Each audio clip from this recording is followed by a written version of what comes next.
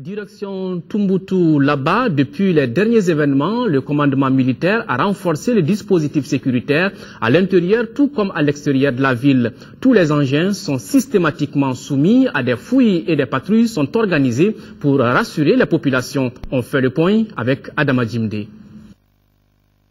terroristes s'étaient infiltrés pour attaquer nos forces armées de sécurité. Nos hommes n'ont pas lésiné sur les moyens pour les détruire.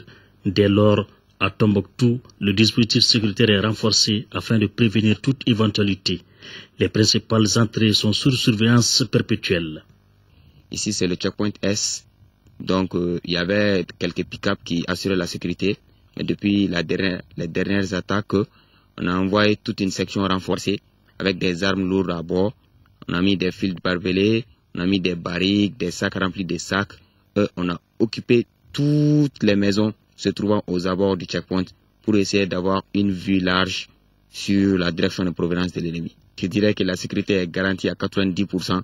Le reste, on prendra des dispositions si jamais le checkpoint a été attaqué.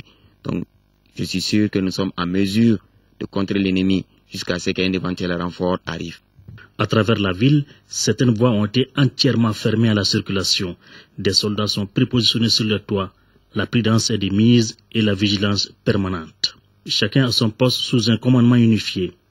À tout cela, il convient d'ajouter les patrouilles mixtes pour dénicher et détruire les forces du mal où elles se trouvent. En temps de guerre, ce nouveau dispositif est une nécessité, voire une obligation, car la sécurité des soldats et celle de la population civile en dépend.